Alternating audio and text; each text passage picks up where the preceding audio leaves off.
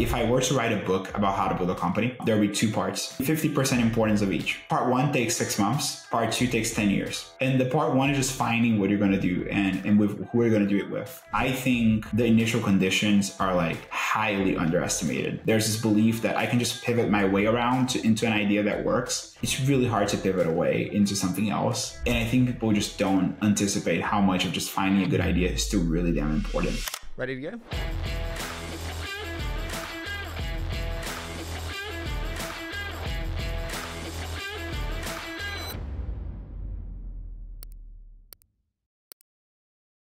Pedro, I am so excited for this, dude. I have heard so many good things, especially from Neil Mater. So first, thank you so much for joining me. Of course. Thanks for having me. So Pedro, I know this is an unorthodox way to start the show, but I want to start with the question of what do you think many people underestimate or don't think enough about that they should maybe spend more time on? I think people underestimate the importance of mental health to a very high degree.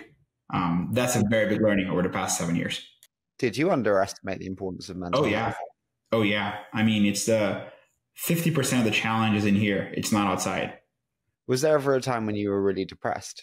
Not depressed. I think my issue was more anxiety, like paralyzing anxiety. Yeah, in 2021, many times. How does that manifest itself for you? It's this like feeling where it's like, I remember this feeling vividly, you know, in 2021, where there's a lot of things happening in my life outside of work too. But at work was pretty intense. And I remember being in my house in LA during the pandemic and feeling so anxious and so stressed. And I was like, I'm like 25 years old, 24, 25 years old. I don't remember. Like I'm perfectly healthy and I can't work because I'm so fucking stressed that I just can't function like a human being right now. And it's not great. It's paralyzing. Just sit in front of your computer, start to, you know, cold sweat, and it's not fun. Not fun at all. What are you so stressed about? I mean this in the nicest way. You're in the most wonderful American term, you're post-economic. You know, investments work, some don't. Life is long. I always say this to people that, you know, I think when people are harsh with us externally, I'm like, it doesn't affect me that much because I'm way harsher internally with myself and with the company. I think there's a degree to which you have to learn how to be kind to yourself. And, you know, again, the battle's on here. And I think I wasn't. And I think it's a journey. I don't think I'm like there yet, but I'm definitely better than what I used to be. Do you think founders can be this open with investors? With the right ones, yes, I think so. Because I think there's something about like, it's not about hiding these things because these things are true and most founders go through them. I think it's about enduring them. And I think that's the point, which is, you know, Brex went through a lot the past 3 years. And the reality is it takes a level of fortitude and sort of you know, like you have to design your life in many ways, especially outside of work, to endure the things that you go through at work. And I think, you know, you just hear the stories of how the great companies are built. There are moments that are hard and they're not ideal. And, you know, the thing that matters is like people not quitting. And I think, you know, I look at a lot of founders that are really successful and probably the second or third largest reason why startups don't work after product market fit, of course, is founders just burning out. So I think the question is like, how do you design? Life's going to suck and they're going to leave. In terms of that going long, you know, you and Enrique, I think quite reportedly took out a decent chunk of secondary. I'm always in favor of it for the long-term mindset. How do you think and advise others when you get asked about secondaries? Yeah, I think we're very pro doing it. We do it for our team whenever we have an opportunity. And the reason is because I think if money is going to take someone out of the game, it just better do it early. Like, because the reality is, I think there's a saying in Portuguese, which is you only learn who people truly are when they make money, right? Because before then it's all shits and giggles, right? It's like, oh yeah, like everyone can say what they're excited about, what they're interested in. And they can very well be. But the moment they make money and the moment you see how their life changes after they made money, then you know who they really are. And I think there's something to that, which is, we've made probably 3 tender offers since we started the company, and like nothing changed. Like the people are the same. They're working as hard as they did before. And I think you have to treat liquidity as a part of life and not as this like point in time in an IPO where, there's this one day where everything changes and people get rich. And then before that day, people were poor. After that day, they're rich and they're going to change how they see the world and change the company, because we don't see an IPO as the goal. We see it as a milestone in the journey. And I think as you like remove the taboo around liquidity, I think people start to conceptualize and incorporate it into their lives earlier. And I think role she's played in your obviously early life, but also your upbringing and how you think. I'd love to start with that. And what are your biggest lessons from being so close to your mother, seeing her work multiple jobs, and how that instilled a work ethic and a mindset on you? So it's funny because I grew up in Brazil and, born and raised there. And I started coding as a kid when I was 8 or 9, originally hacking iPhones back in the day where they were not sold in Brazil. And as you can imagine, I spent a lot of time on the computer. I remember there was this article that came out probably in 2007, 2008 or something, saying that like Bill Gates' daughter could only spend 45 minutes a day in the computer. And then my mom read that and she was like, well, you're spending like 12 hours in front of the computer every day. And there was this point in time where she was like, well, I can either ignore what you're doing and say, you know what, this is not healthy, fuck it. Like, you're not going to spend that much time, or I can understand what's happening. And I think she was wise to see that I was actually trying to build something productive and build something, right? And learning how to code took a lot of time. So she let me do that. And I think there's these like decisions that, your parents make early on that, they sound small, but they completely change the course of your life. And that was one of them. And then I think over the years, I started working when I was 12, and I told that to my mom, and she was like, you're not going to work. There's no way you're going to go do that. And then she came interviewing with me into this company back in 2008. I think overall, she's just been very supportive of the journey since the beginning. I was looking at that and she was like, oh, what is this money? Like, what are you doing online? And then I explained to her, and I think she got it, but it wasn't her tax return because I couldn't like file tax returns on my own when you're 14. You can only file them, I think, when you're 16 and above in Brazil. So that was a fun one. I guess the other one that was interesting for us is we built our first company in Brazil to probably the first, 4 or 5 years of the company. We went from zero to, processing, a few $1 billion a year in GMV. And all the money we raised was $300K. So we had to make the company work with $300K. And the interesting thing is, you just build this wiring in your brain around how do I create value on everything you do, right? Because you can't afford to ship a feature if it's not going to drive, more value to the customer, and you can capture a percentage of that value back to you. So I think your wiring in your brain changes in this sense of like, at the end of the day, yeah, everyone can have MAUs, everyone can have all these metrics and numbers and growth and fuzzy numbers, but where is the money? Where's the revenue? And it can only get revenue if you generate value for someone. So I think it wires your brain around value in a really interesting way. Do you think that approach would have been possible with Brex? Not at all. Brex took a lot of different permutations of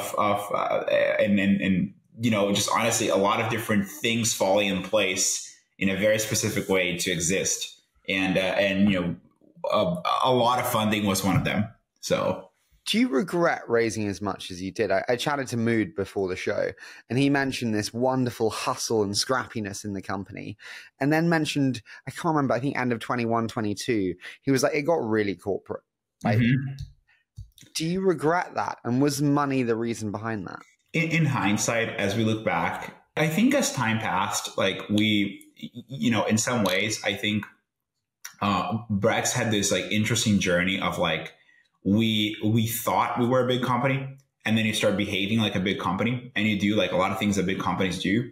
And I think like probably the biggest learning over the past 6 or 7 years is the sort of way of scaling a company is you have to become a larger business but keep the mentality of a small company, right? So how do you keep a lot of the leaders closer to the ground? How do you keep a lot of the ears close to the customer and understanding exactly what's happening? How to understand how they make decisions and why they choose to go with Brex over others. There's something about like scale that like scale naturally pulls you away from thinking like a small company, right? Because you have all these layers, these people, these management systems and all of that in place. And I think, you know, a lot of the work, especially over the past like 18 months, was like, how do we just unlearn a lot of that and go back to the basics? And I think like fundraising was like, you know, one of the offenders, but there's definitely, you know, hiring a lot of people is also another one. And perhaps some of those are enabled by the fundraising, but I think it's more the mindset of like, you know, like what is the core? And then like, what is the thing that you're actually, you know, scaling? And I think at the end of the day, it's like the mentality has to be this very scrappy and very early, especially as you get bigger, because it's like harder. You have a moment with Enrique recently where you decide that you're going to be the CEO.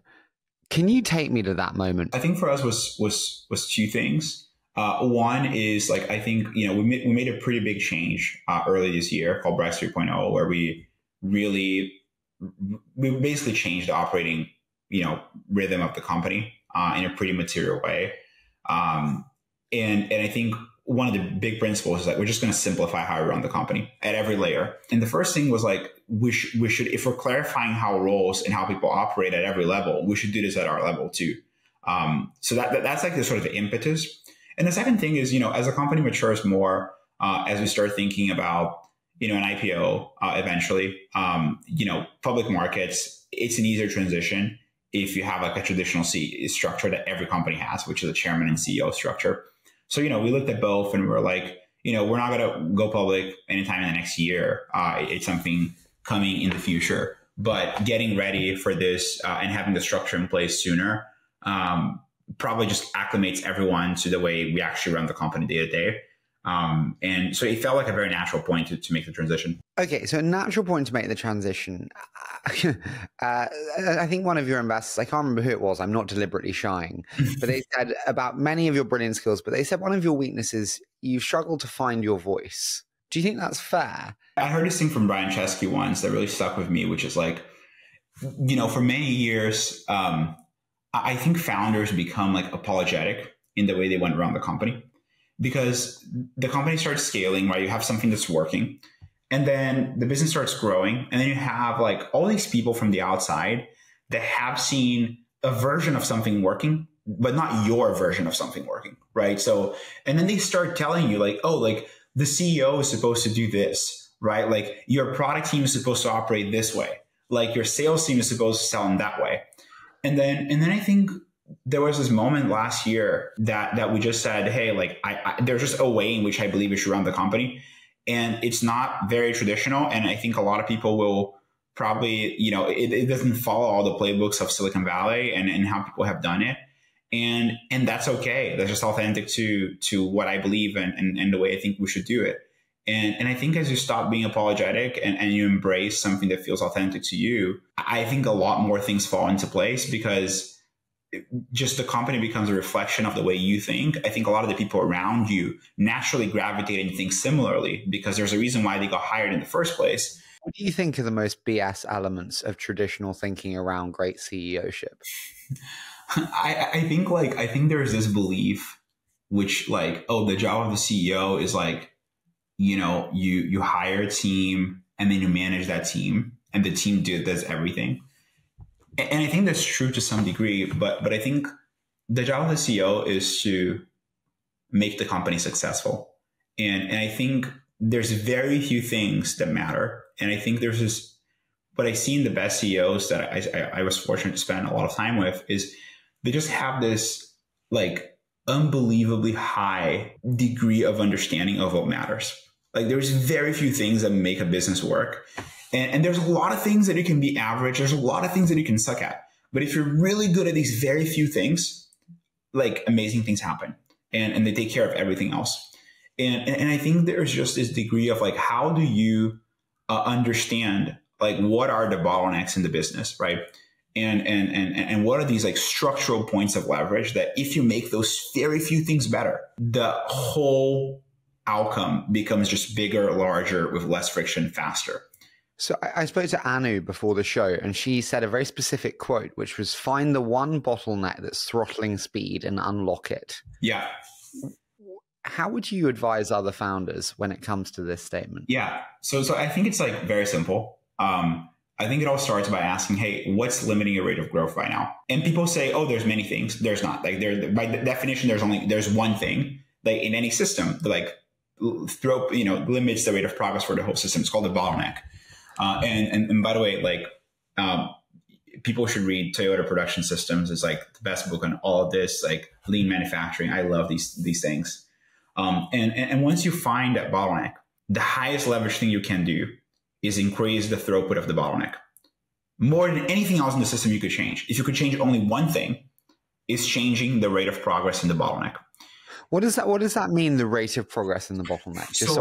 So for example, like you can ask yourself, well, like, hey, what is my bottleneck right now? My bottleneck could be, well, I don't have, for example, Brex in 2021, our bottleneck was we didn't have an enterprise product, right? So we were limited in the kinds of customers we could serve, because the reality is as customers matured and got to a certain scale, Brex, the product that we had back then, didn't scale for them anymore.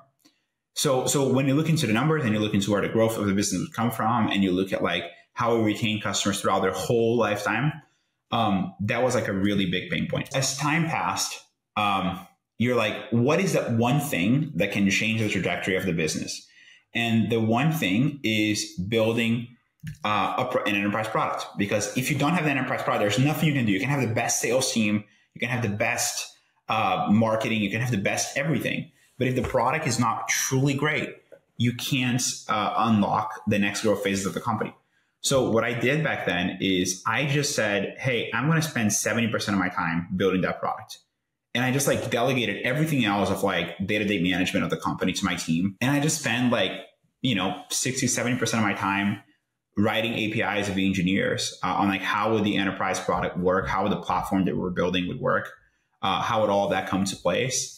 And it took us, a year to get something that worked. And that's how, ultimately we closed customers like DoorDash, like Coinbase, like Robinhood, like all these large enterprise customers that would not have traditionally come to Brex. But because we were so obsessed over like making the bottleneck faster and making the bottleneck like just not be a bottleneck anymore. And I think the reason this is meaningful is because as you do that, you can allocate and marshal a disproportionate amount of resources into that bottleneck. So I can say, well, like, I know that the highest leverage use of my time as the founder and the CEO is to spend time making that one thing go faster. And I think there's this thing where a lot of anxiety building a company comes from like what truly matters. Like what is the one thing that if I spend time on and not hedging, not like spreading across like 4 or 5 different priorities, what is the one thing that really, really will move the needle? And I think when you identify this thing and you just put a lot of time there, there's this almost Zen state, very liberating, where you can just focus entirely on one thing. Have you ever identified a bottleneck and it not been the right bottleneck? I spoke about other founders of this, which is like, I think when you're deep in the weeds in a problem, you're in this state, which I call like high stress, low anxiety, which is like, you're working on a problem. It's really complicated. You don't quite know the solution, but there's no anxiety because like, that this is the thing that matters, right? The flip side is when you don't really know what it is, you're in a state where it's like, it's relatively low stress because you're not deep in any problem, like, 24 hours a day, but you're like higher anxiety because like, you don't know what the highest leverage point is. And I think you have to learn how to be in both ends of the spectrum. What is the rate limiting bottleneck today? Overall, it's probably demand generation in the mid-market, if I had to guess. And actually, no, not guessing. This is the bottleneck right now. The best podcasts, honestly, dude, are when people will talk about mistakes and talk about lessons learned. Fewer things better. What did you not do that with the benefit of hindsight you wish you had done? And on the flip side, what did you do that with the benefit of hindsight you wish you hadn't done? I think there was this point in 2019, 2020 where we thought we could do it all. Like we thought we're going to be great at serving small businesses. We're going to be great at serving enterprise customers, great at serving startups, and all these different customers are going to come to Brex. and be like totally happy with what we're offering. And I think we try to build it all. Like we had a small business offering, we had like a startup offering, we had a mid-market offering, an enterprise offering. And I think the learning is the limiting factor in how many things you can do is not the headcount, not the team, is the leadership bandwidth. It's like how much time your best people spend, building things that are really high quality and really high craft. That's just really hard to scale. Like it's not just a matter of adding more folks. It's like their attention being divided. And you don't trust that many people around, a completely new business or new thing off the ground. And I think that just we just completely underestimated how much headcount is not the bottleneck for just doing more things. And I think, a lot of the themes and mistakes that we've made over the years were around that, I would say, just believing that we could do more than we could actually do. So I think focus was like a forced learning that we had to do over the years, that I think the degree to which it's true and the degree to which it needs to continue being true as the company grows is something that, you always think, oh, I have 100 people, I'm going to have 1,000 people and do 10x more. And it's like, no, you're going to do maybe 30% more. Because now you have a lot more scale and you have problems with scale and you have a lot more, you can't just build something and ship it. You have to measure, roll it out, over time. You have to have A/B testing and a lot of things. So all these things, when you look at the complexities of doing it at larger scales, where your leadership bandwidth goes, I think it's way more of a bottleneck than people anticipate. Did you hire a good leadership team? Oh yeah. I mean, absolutely. I mean, we made a lot of mistakes at Brex. One thing we didn't get wrong, and we got pretty right, in my opinion, was the people. And I think honestly, I think it's not an accident. We just spent a lot of time on it, a ridiculous amount of time that most people would find borderline obsessive. What did you not do that, with the benefit of hindsight, you're like, fuck, we should have done that? We spent a lot of time early on focused on the founder. And I think the founder is absolutely important to Brex. And that's been the cornerstone in which we build a company, right? We started the company to serve founders and we still serve founders exceptionally well. We launched a new banking product today, just focused on founders. But I think over time, it probably took us longer than it should have to focus on the finance team, which is once you start scaling, you hire a finance leader. And that finance leader comes in and they have their own priorities. And I think probably I wish we were doing more for them in 2019 and 2020. And I think in 2021, we basically said, we're going to do that really well. So we're going to go to the most complex use case, which is how do we serve a 10,000 person company and their finance team and scale that down, which was an interesting pivot, I would say, from where we were. But I just wish we had done more of that earlier. I think one of the reasons the show's been successful more recently is because I've kind of got more direct in my question asking. Mm-hmm. When you look at Ramp's product marketing, it's always been tailored towards the finance teams and towards saving. Yeah. And I think people will criticize you as saying it's more towards free things, coupons, vouchers, incentive mechanisms, and not saving. Do you think that's a fair criticism? I think it is. And I actually love the contrast, because I just don't think any great company was built on savings. If you go ask a CFO, if you go talk to any great CEOs and you say hey, what moves the needle in your business? What truly made a difference in the finance team? And what they're going to tell you is that what made a difference was this ability of making sure every dollar counted. How do you make sure the dollars are going to the right place?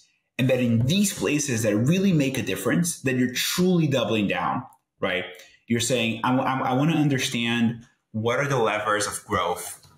What are the levers of cost savings? What are the levers of where to hire? Where are the levers of vendors that make a difference in your business? And it's less about cutting. It's more about shifting. That insight for us has been really remarkable, because when we go talk to our customers, and we start to show them the product, how that happens on the ground, especially a complex use cases, right?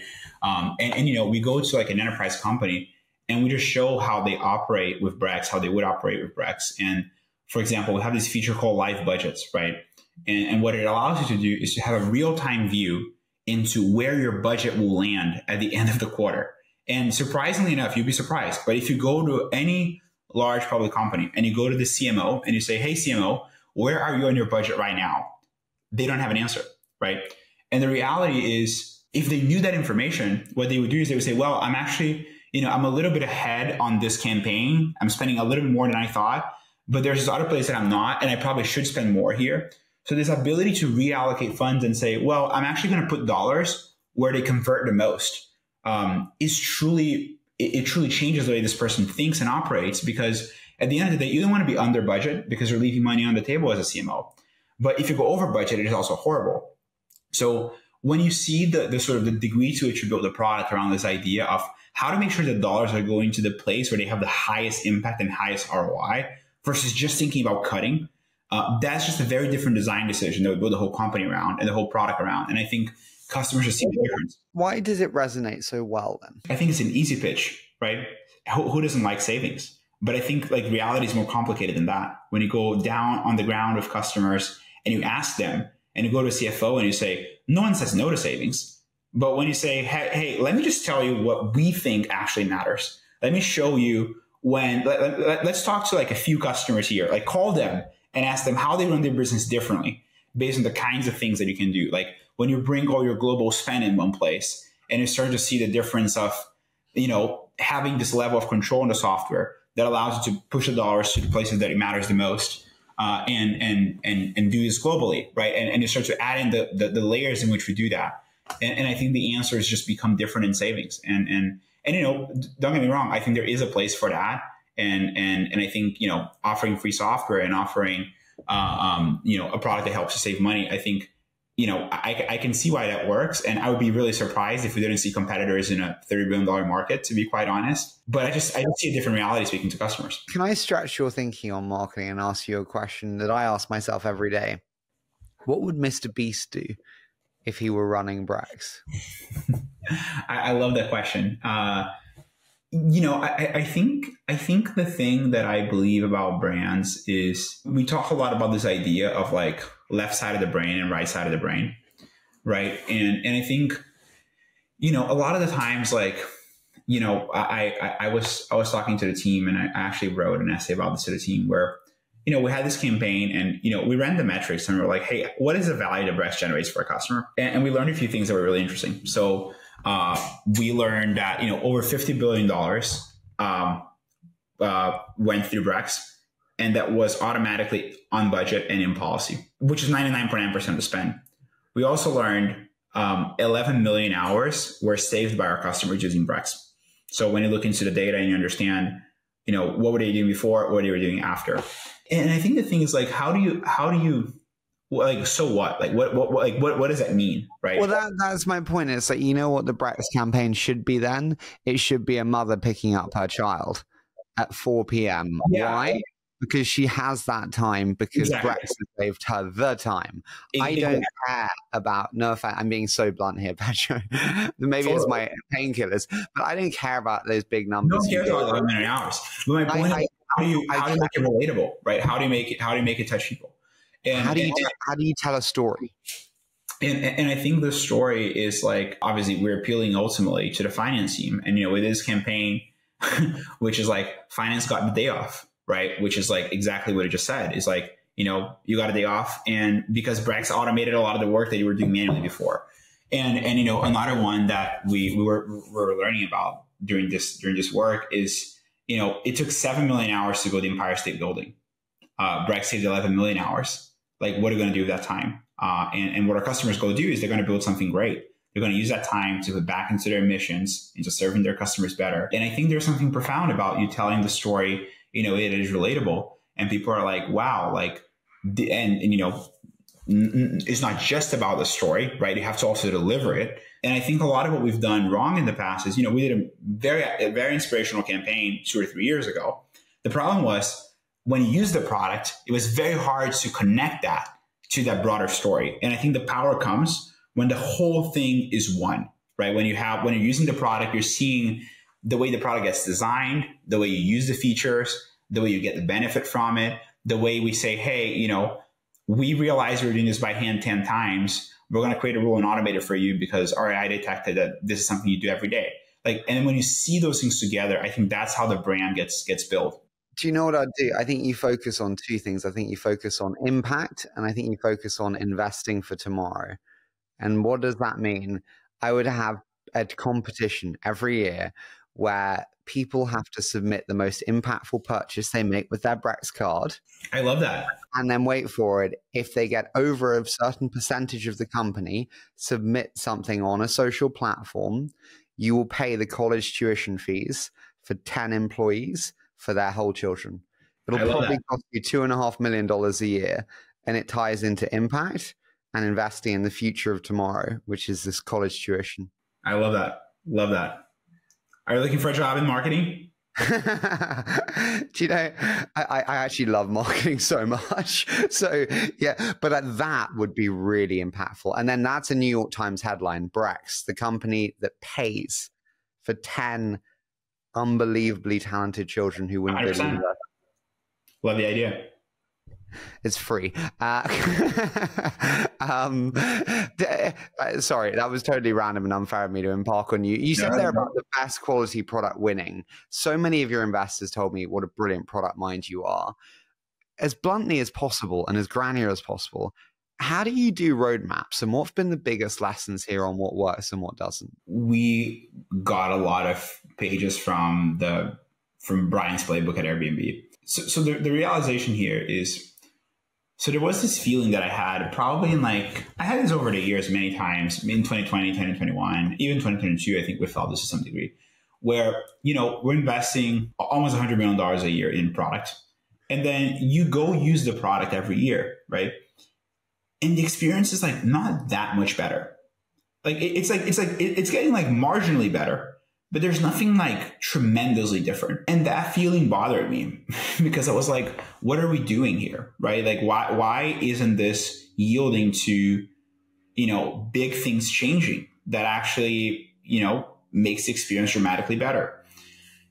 And one of the things that we did as part of Brex 3.0 is that we said we have a single roadmap now for the whole company. There's no more, product teams don't have their own roadmaps. We have a single roadmap. I choose what the roadmap is. And there's a single editor. And most importantly, we do very few things in that roadmap. And typically the way it works today is we ship 3 times a year. And each release has 3 to 4 big themes. I choose what they are. And there's a process in which people inside a company and product teams can pitch what gets added to the roadmap. And the interesting thing is, as we cast a roadmap and we understand exactly what it's going to be for the next release, the resources and the engineers and the designers and the PMs that work on things, they're not married to the org structure. So what it allows you to do is to marshal a lot of resources on doing very few things really well. And the interesting thing is, a lot of these dramas that you get as the company grows, and I have all these cross-functional dependencies, I have all these other orgs that I need to align to get something done, they all go away because everyone works for the roadmap. Everyone works in service of the roadmap, and every manager works in service of the roadmap. So things like, I need to shift resources from my team to this other initiative are very natural because the goal is one for everyone. And I think what it does is, from a more quality standpoint, is it creates a very clear rubric of what you're trying to accomplish. And most importantly, what is the story for the customer, right? Not just internally, but you start by saying, what are we actually shipping in this release? What is the narrative of this release? How do we tell that story to customers? And then you rewind that back and you work backwards into what do we have to go and build today, and how do we align everyone to do that? So the degree of cohesion on you as an entire company are working towards a single thing and a single milestone creates a much higher quality and focused output, in my opinion. Do you agree with the notion of disagree and commit? I don't think that it's possible for people to disagree and commit fully. I agree. When you truly change the way people think and you really put one Brex and the collective of the company above their teams, and you build a mechanism, which is really important. You build a mechanism that makes that happen every day. I think people in fullness of time, they converge and they start seeing, well, I didn't get funded today, but this next idea or this next big thing will get funded in the next release or the other release after. What was the hardest thing you said no to in the service of focus? Gosh, I mean, there's a lot of like new products that we could build, right? I mean, and you know, there was one thing. So like specifically say 20 Sport, some of the world's largest athletes wanted to do a fund with me, super $25 million fund. I would have a lot of fun with loads of famous sports stars. Fun, but a distraction. And we said no to a lot of customers that came to us saying, hey, no solution in the market works for us. No one can solve this problem besides what you all have done, but I need these 3 or 4 things. And we said no to them. And a few pretty painful ones. What do you think needs to change within the Brex business for you to be a public company? People always say, bullshit, there's no such thing as an IPO window. Great companies can go out at any time. Like, being a public company is very easy. Like, it's remarkably easy. You hire a banker, you fundraise, and you're done. The question is how to be a low volatility public company. That's the hard part. And I think, you know, the only way that you can do that is having a very high degree of predictability in the business model. And I think for us, that has been the hardest part. So like last year, we were behind plan in 2 quarters. This year, we're way ahead of the plan. And the point is like, you know, we did our best to forecast it. And there's a lot of levers in what happened in terms of customer spending, in terms of where a lot of these things come to mind. But I think we're not yet at a level that we can say, oh, we know for sure where revenue, where income is going to be in 2 or 3 quarters. And I think it's really hard to go public unless you have that. And that's probably the biggest bottleneck for us into doing it. It's just the level of predictability that we want to have. Do you think you have good enough unit econ to go public? For sure. I mean, one thing about us that we do very differently than most people in our space is I have this belief that we need to look at metrics the most punitive way possible. So a lot of times, like, for example, CACs, I love this topic because a lot of people come like, well, like, what is in your CAC? And people are like, well, it's like sales and marketing cost. And I'm like, well, is like the office overhead in your CAC? Is the brand spend in your CAC? Is the management overhead in your CAC? And people can, like, you know, you can dance around these numbers and say, you know, no, they're not. And you know, but who cares about that? No one does that, right? And I think one of the things that I learned from Neil and GreenOaks and you know, a lot of our investors, but I think Neil was very adamant on that, is like understanding the economic engine of the business in a very deliberate way. And from the perspective of like, ultimately you want it to be a great business, not like, you know, investors will look at the CAC and the unit economics that way. And I think for us, a lot of what we did over the years is how do we become very sort of ruthless in looking at the numbers in a way that's like, where is the cash flow coming from at the end? Traditionally, your business is viewed as a beautiful business for many reasons, but one reason is LTVs are long. People don't churn or change much when they're in, you know, with such a vendor.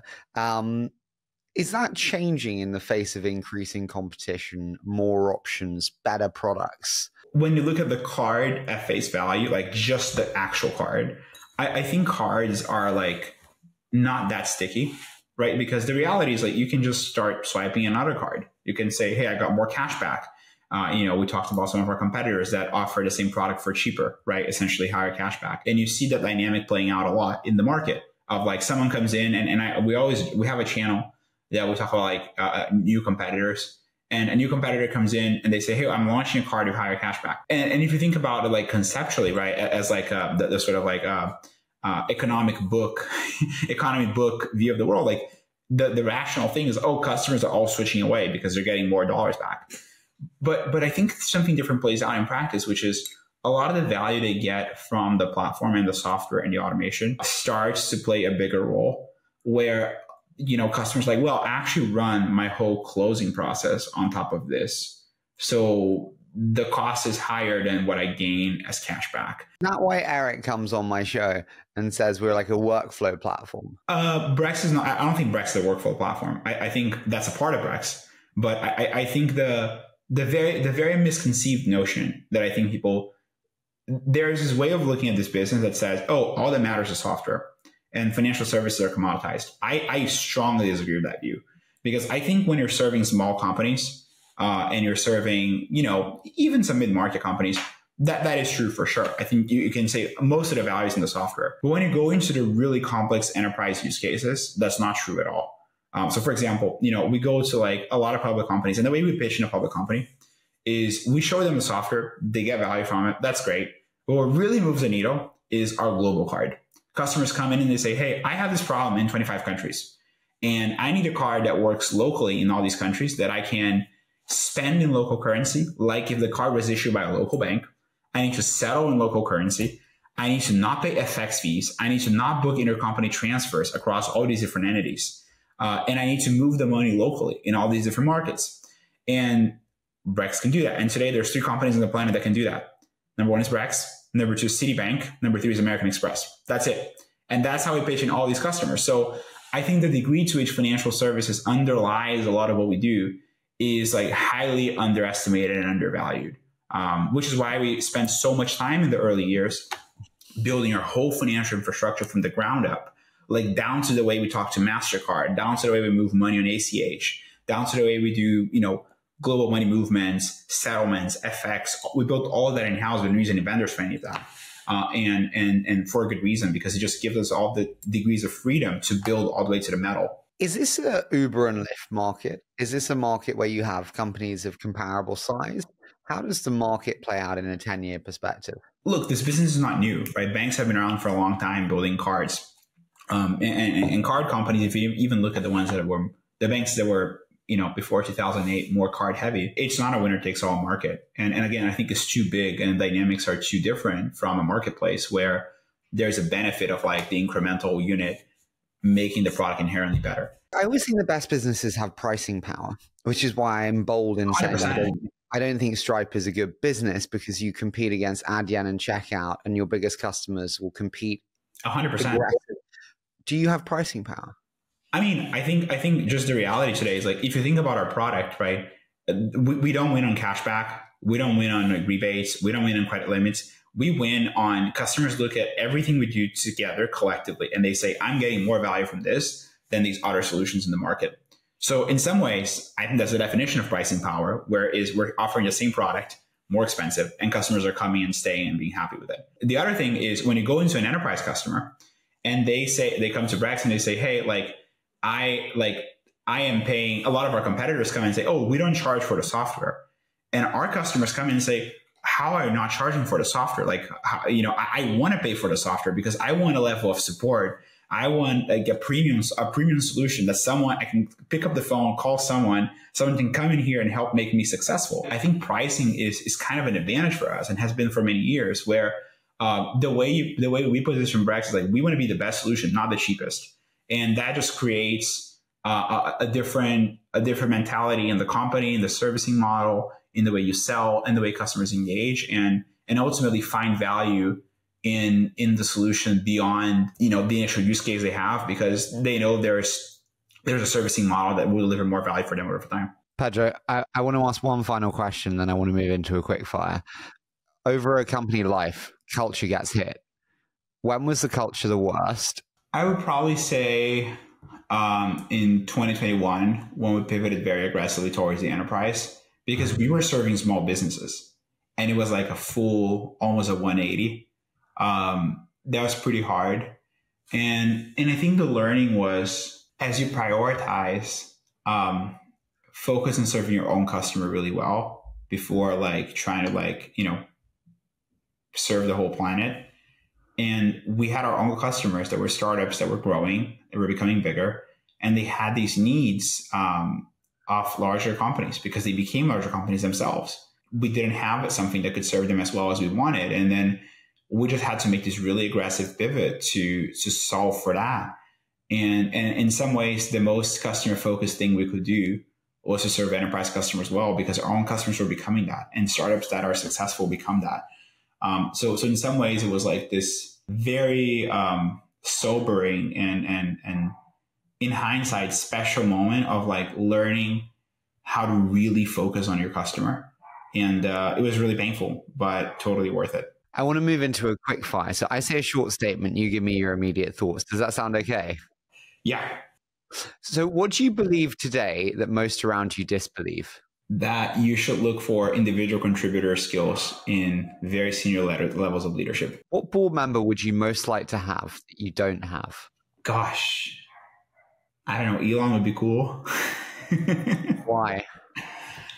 Just pushing us more to be really, really aggressive and really intense. What's the most memorable first investor meeting? I think when we met the YC guys back in like 2017, they were like, hey, we like you guys, but we hate your idea, because we were doing VR before. That was sort of funny. And they still invested in us, but thank God. But it was sort of funny. So like, I don't like what you're doing, but I like you guys. What's the most contrarian or unorthodox advice that you'd have for founders listening? Don't be apologetic in how you went around the company, because all the people around you don't have the same visibility and the same context as you have. So if you believe in running the company a certain way, do it. What have you changed your mind on most in the last 12 months? How much more similar the founder role is when you are big or small than I anticipated. Does it get easier? No. I think you have more help, right? There's more people helping you do stuff. You're like, I think in the beginning you're playing 2-dimensional chess. As you get a little larger, you're playing 3-dimensional chess. And probably at some point it starts to be 4-dimensional chess. And there's just like a lot more pieces of the puzzle to keep in your head.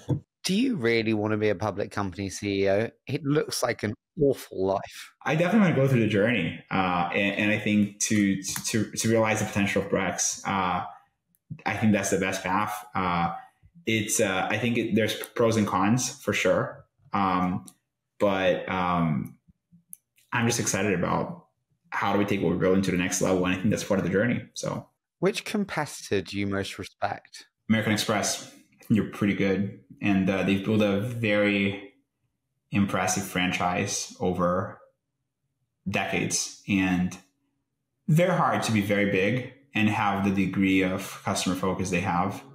I think you have a lot of issues, don't get me wrong. As you look into the history and how the company endured for that long, the way they've done, I think is really, really impressive. What's the single biggest issue Amex have? I think the product is pretty outdated, to be quite honest. I mean, it's just literally a card. They have a great point system, but it's just a card. There's no software, there's no controls, there's no nothing, especially as it gets larger. But I think the franchise, the brand, and just the way the company was designed, I think over the past 30, 40 years, I love studying business history, and Amex is a company I studied quite a bit. I think it's pretty fascinating. If you were to advise me to study another company, if you study business history, as you say, which should I study? I love it too. I think there's still a lot more to be disrupted in fintech than people give credit to it, because I think people looked at all the sexy things in fintech. But if you look at the underlying plumbing of how money moves in the world, and you look into like, there's a lot of things that haven't been touched yet. And yeah, maybe Brex is there's this investor that, didn't invest in Brex, but I actually know quite well, that says that Brex is the last good fintech idea. And I'm like, I don't think that's true. I think it's the last sexy good one. But I think there's a lot there. But I think one thing I changed my mind a lot about company building. I think like if I were to write a book about how to build a company, there would be 2 parts.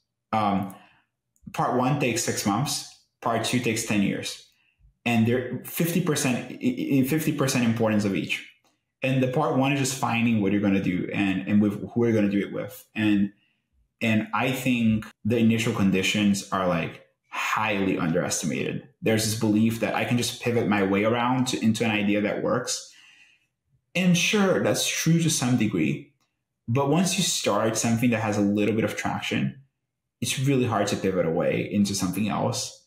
And I think people just don't anticipate how much of just finding a good idea is still really damn important. And Brex was a really good idea. I mean, a lot of the credit is just the idea. Like I think we executed well in some ways, but I think the idea was just that good. And if I were to start something again, I would certainly spend a lot of time getting that part right.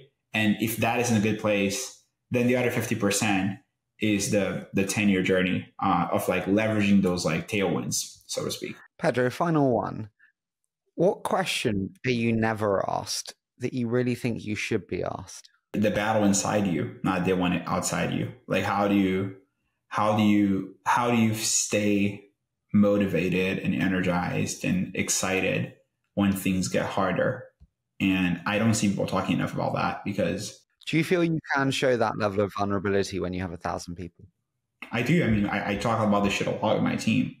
And I wrote about it. I mean, we did this mental health series called Catharsis, where we have like founders talking about their own mental health journeys, which is really hard to convince people to do, by the way. Most people don't like talking about it openly.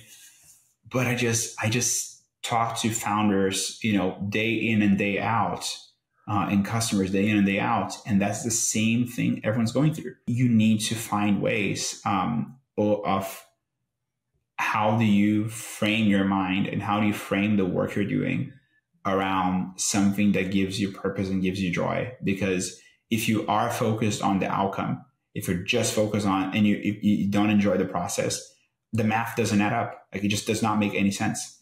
And I think a lot of the point about like not being apologetic in how you run the company, honestly, 50% of the value is just doing it in a way that you get energy from the process. Because if you don't get energy from the process, and the process is not rewarding on its own, and you're just focused on the outcome, it's gonna suck. It's gonna take a lot of time and a lot of energy, and more energy than you think, because you need the energy that comes from the actual process being enjoyable. Pedro, I've loved doing this. I know I send you schedules and your team goes through them diligently, and I just don't stick to them. But thank you so much for being so open, and I've really so enjoyed having you on. Likewise, I really appreciate it, Harry. Great being here, and really appreciate the time. You're a great interviewer.